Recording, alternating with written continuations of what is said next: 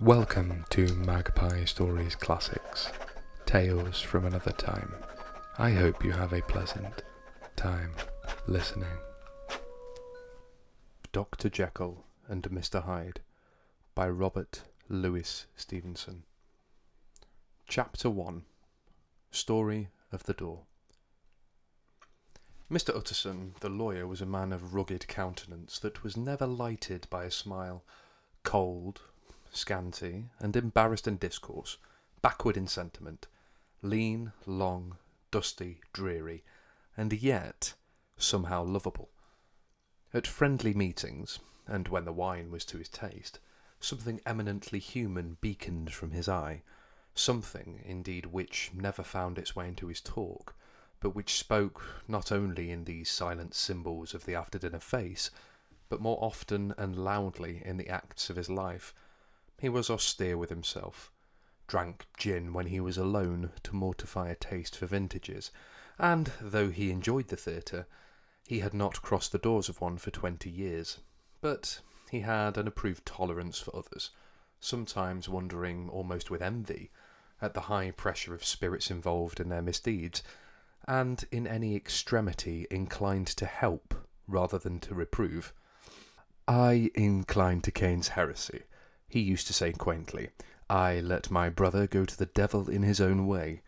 In this character it was frequently his fortune to be the last reputable acquaintance and the last good influence in the lives of down-going men, and to such as these, so long as they came about his chambers, he never marked a shade of change in his demeanour.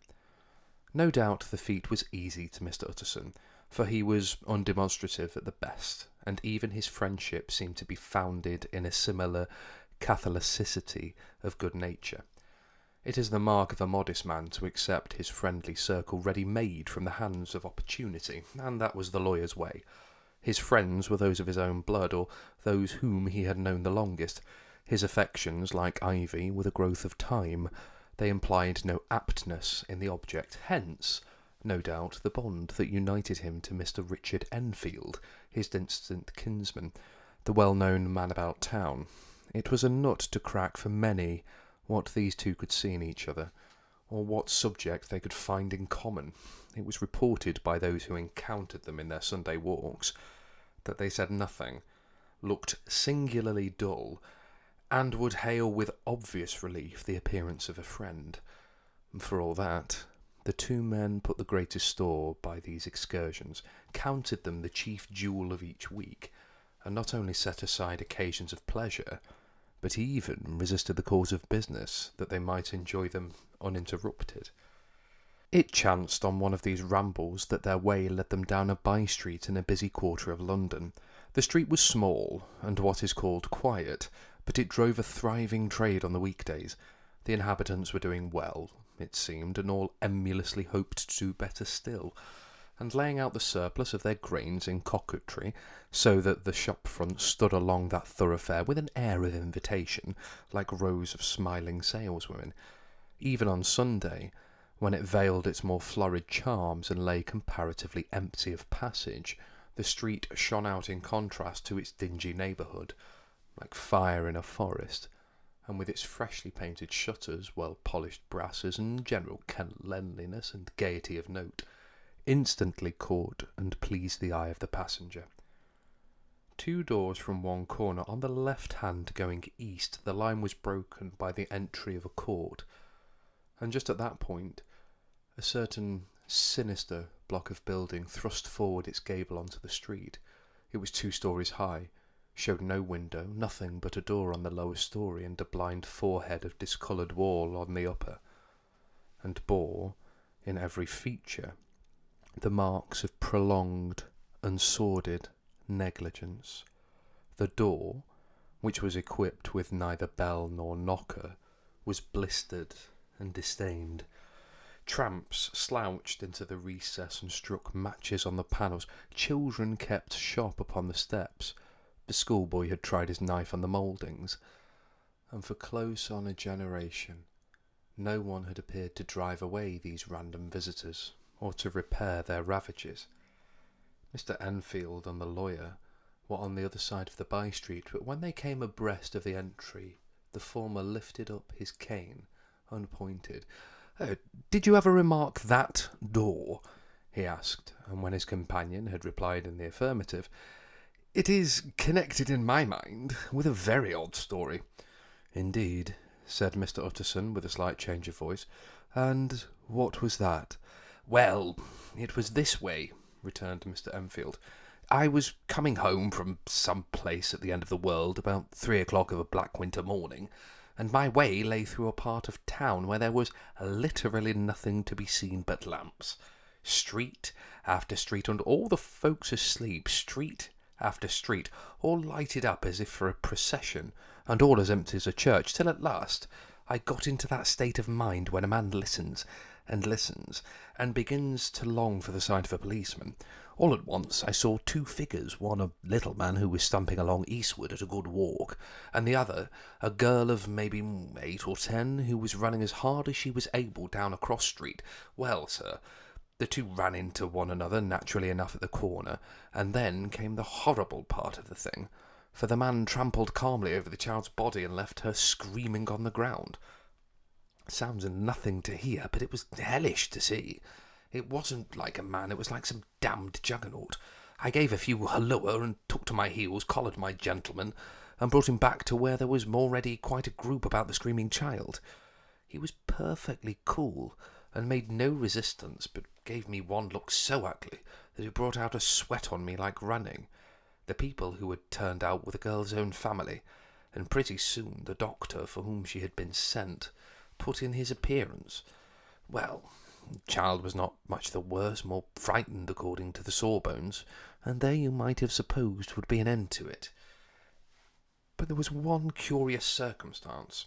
I had taken a loathing to my gentleman at first sight. So had the child's family, which was only natural. But the doctor's case was what struck me. He was the usual cut-and-dry apothecary of no particular age and colour, with a strong Edinburgh accent, and about as emotional as a bagpipe. Well, sir, he was like the rest of us. Every time he looked at my prisoner, I saw that Sawbones turn sick and white with a desire to kill him. I knew what was in his mind, just as he knew what was in mine, and killing being out of the question, we did the next best. We told the man we could and would make such a scandal out of this as should make his name stink from one end of London to the other. If he had any friends or any credit, we undertook that he should lose them. And all the time we were pitching in it red hot. We were keeping the women off him as best we could, for they were as wild as harpies. I never saw such a circle of hateful faces, and there was the man in the middle with a kind of black, sneering coolness. Frightened too, I could see that, but carrying it off, sir, really like Satan. "If you choose to make capital out of this accident," said he, "I am naturally helpless. No gentleman but wishes to avoid a scene," says he. "Name your figure." Well, we screwed him up to £100 for the child's family. He would clearly liked to stick out, but there was something about the lot of us that meant mischief, and at last he struck. The next thing was to get the money, and where do you think he carried us to but that place with the door? Whipping out a key, went in, and presently came back with a matter of £10 in gold, and a cheque for the balance on Coots, drawn payable to bearer and signed with a name that I can't mention, though it is one of the points of my story, but it was a name at least very well known and often printed. The figure was stiff, but the signature was good for more than that if it was only genuine. I took the liberty of pointing out to my gentleman that the whole business looked apocryphal, and that a man does not in real life walk into the cellar door at 4 in the morning and come out with another man's cheque for close upon £100. But he was quite easy in sneering. "Set your mind at rest," says he.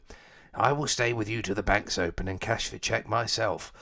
And so we all set off. The doctor and the child's father and our friend and myself passed the rest of the night in my chambers, and the next day, when we had breakfasted, went into a body of the bank. I gave him the cheque myself, and I had every reason to believe it was a forgery. Not a bit of it. The cheque was genuine, said Mr. Utterson. "I see you feel as I do," said Mr. Enfield.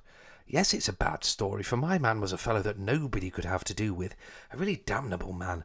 And the person that drew the cheque is the very pink of propriety, celebrated too, and, what makes it worse, one of your fellows who do what you call good. Blackmail, I suppose. An honest man paying through the nose for some of the capers of his youth. Blackmail House is what I call the place with a door in consequence, though even that, is far from explaining it all, he added, and with words fell into a vein of musing. From this he was recalled by Mr. Utterson asking rather suddenly, "And you don't know if the drawer of the cheque lives there?" "A likely place, isn't it?" returned Mr. Enfield. "But I happen to have noticed his address. He lives in some square or the other." "And you never asked about the place with the door?" said Mr. Utterson. "No, sir. I had a delicacy," was the reply. "I feel very strongly about putting questions. It partakes too much of the style of the Day of Judgment. You start a question, and it's like starting a stone. You sit quietly on top of a hill, and away goes the stone, starting others, and presently some bland old bird, the last you would have thought of, is knocked on the head in his own back garden, and the family have to change their name. No, sir, I make it a rule of mine. The more it looks like Queer Street, the less I ask." "A very good rule, too," said the lawyer. "But I have studied the place myself," continued Mr. Enfield. "It seems scarcely a house. There is no other door, and nobody goes in or out of that one but once in a great while the gentleman of my adventure. There are windows looking on the court on the first floor, none below. The windows are always shut, but they're clean. And then there is a chimney, which is generally smoking, so somebody must live there. And yet it's not so sure, for the buildings are so packed together about the court, it's hard to say. One ends and another begins." The pair walked on for a while in silence, and then, "Enfield," said Mr. Utterson, "that's a good rule of yours." "Yes, I think that it is," returned Enfield. "But for all that," continued the lawyer, "there's one point I want to ask. I want to ask the name of that man who walked over the child." "Well," said Mr. Enfield, "I can't see what harm it would do. It was a man of the name of Hyde." Said Mr. Utterson. "What sort of man is he to see?" "He's not easy to describe. There's something wrong with his appearance, something displeasing, something downright detestable. I never saw a man I so disliked, and yet I scarce know why. He must be deformed somewhere. He gives a strong feeling of deformity, although I couldn't specify the point.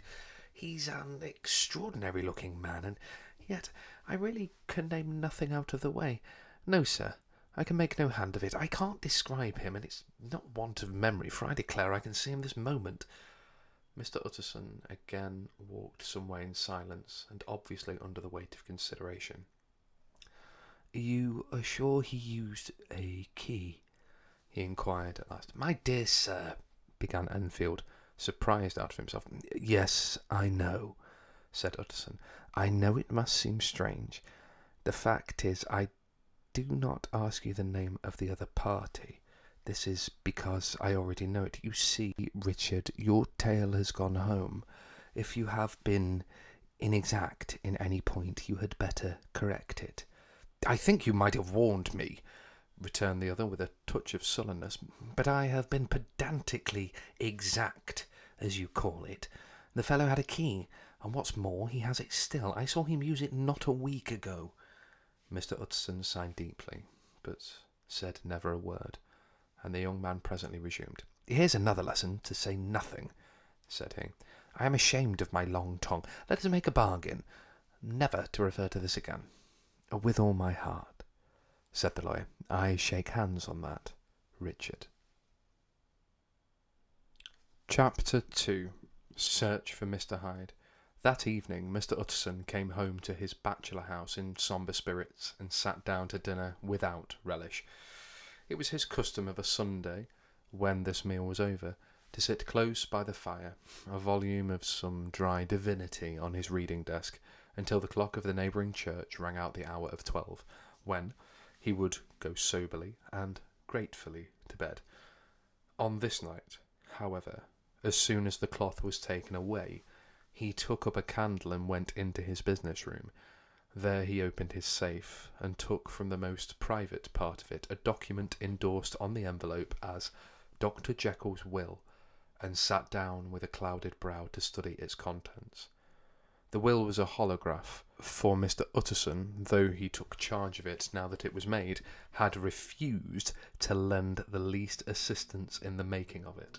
It provided not only that, in case of the decease of Henry Jekyll, M.D., D.C.L., L.L.D., F.R.S., etc., all his possessions were to pass into the hands of his friend and benefactor, Edward Hyde, but that in the case of Dr. Jekyll's disappearance or unexplained absence for any period exceeding 3 calendar months, the said Edward Hyde should step into the said Henry Jekyll's shoes without further delay and free from any burden or obligation beyond the payment of a few small sums to the members of the doctor's household. This document had long been the lawyer's eyesore. It offended him both as a lawyer and as a lover of the sane and customary sides of life, to whom the fanciful was the immodest, and hitherto it was his ignorance of Mr. Hyde that had swelled his indignation. Now, by a sudden turn, it was his knowledge. It was already bad enough when the name was but a name of which he could learn no more.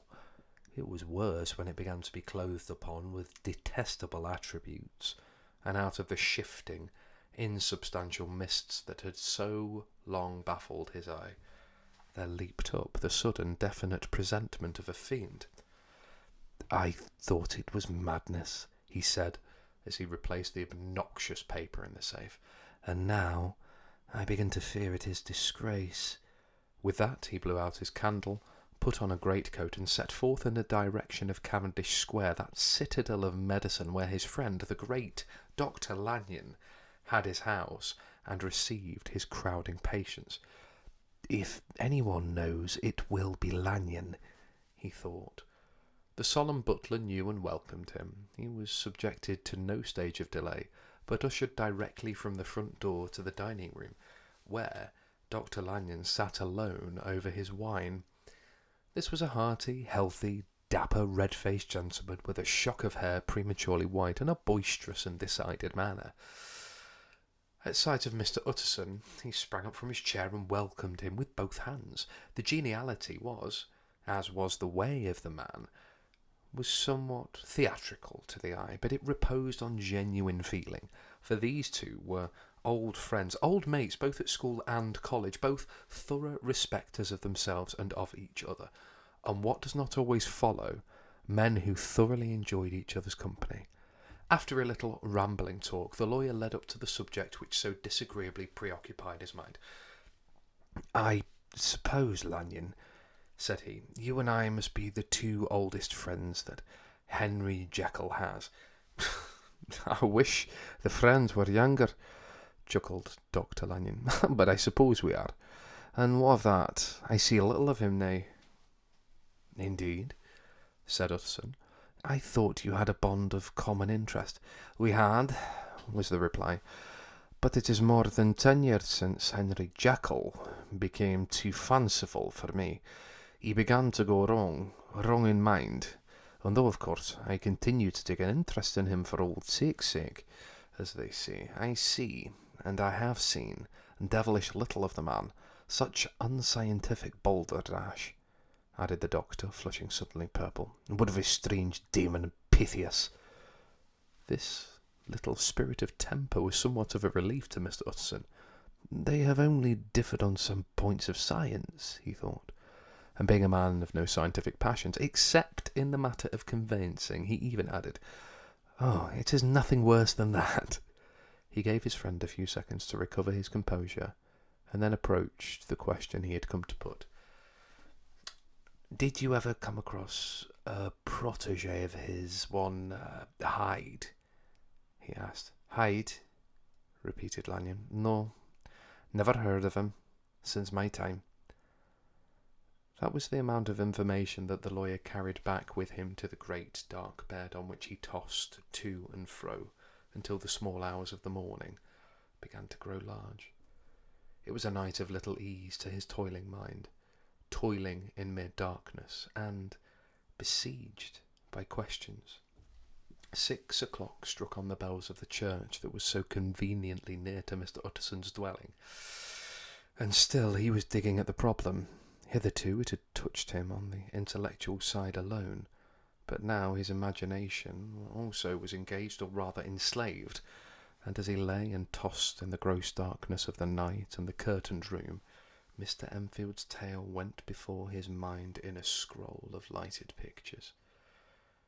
He would be aware of the great field of lamps of a nocturnal city, then of the figure of a man walking swiftly, then of a child running from the doctor's, and then these met, and that human juggernaut trod the child down and passed on regardless of her screams.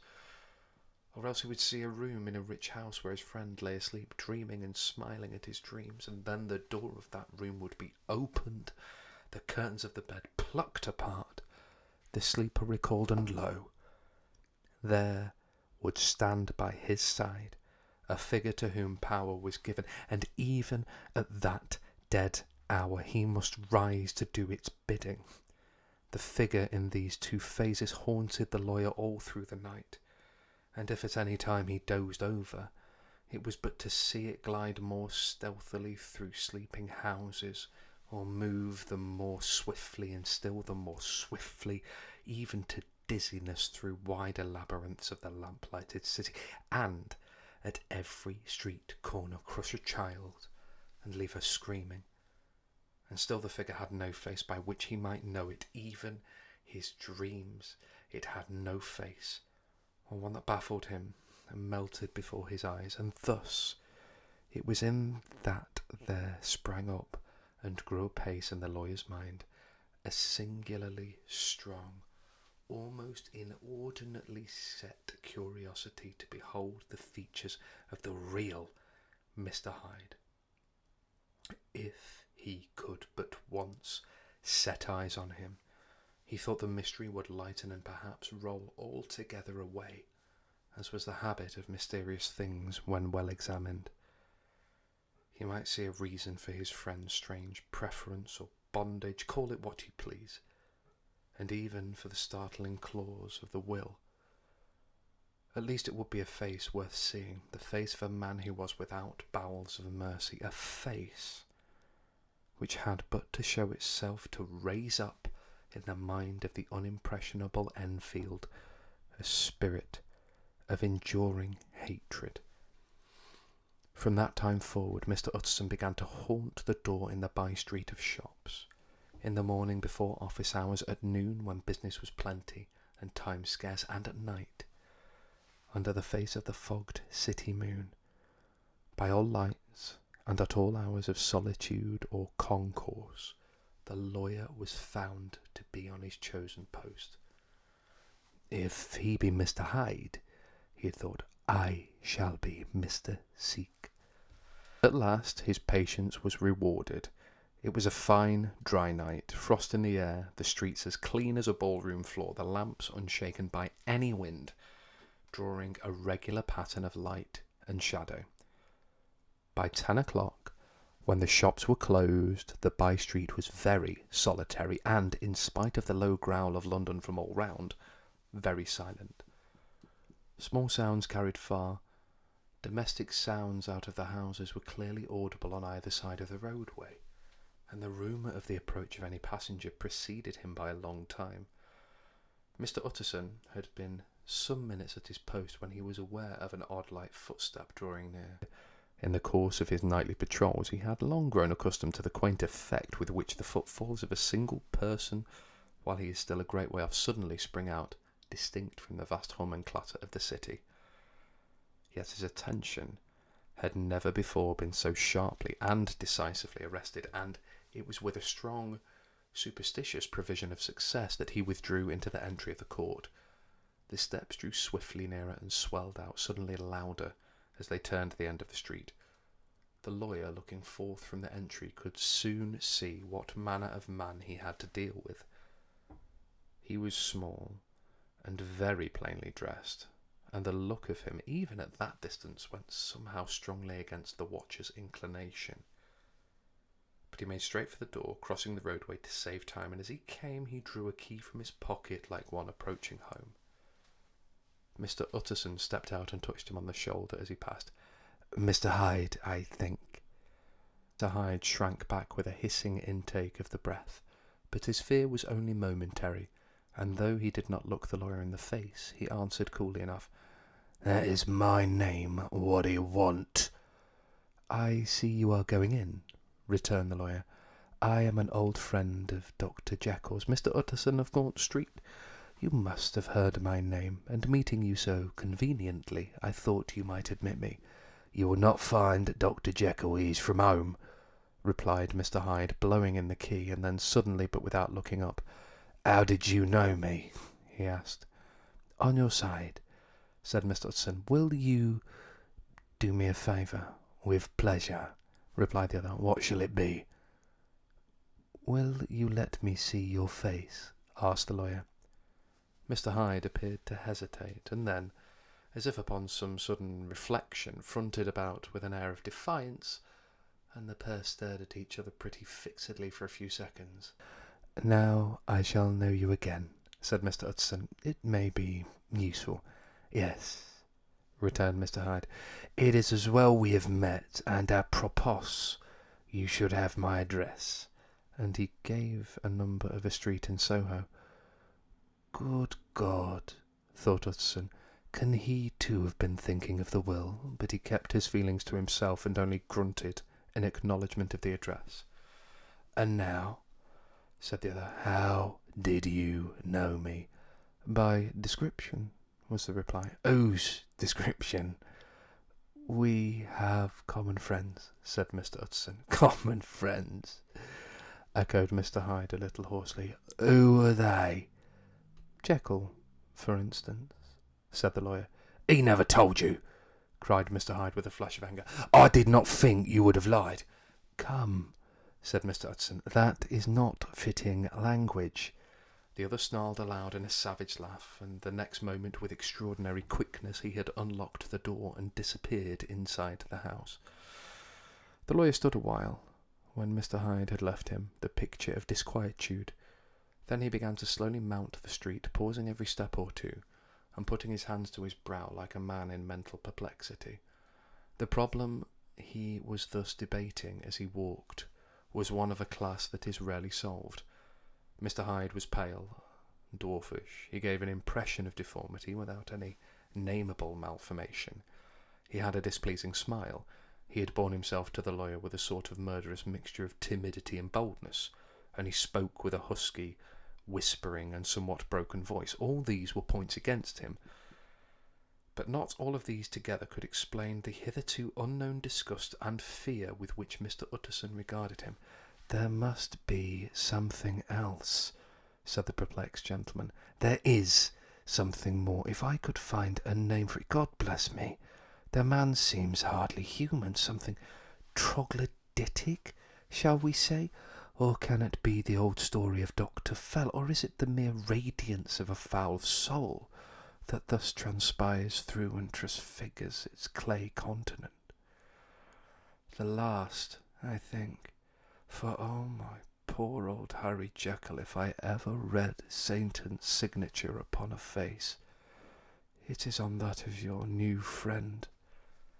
Round the corner from the by-street there was a square of ancient handsome houses, now for the most part decayed from their high estate, let into flats and chambers to all sorts and conditions of men, map engravers, architects, shady lawyers, and the agents of obscure enterprises. One house, however, stood from the corner, was still occupied entire, and at the door of this, which wore a great air of wealth and comfort, though it was now plunged in darkness except for the fanlight, Mr. Utterson stopped and knocked.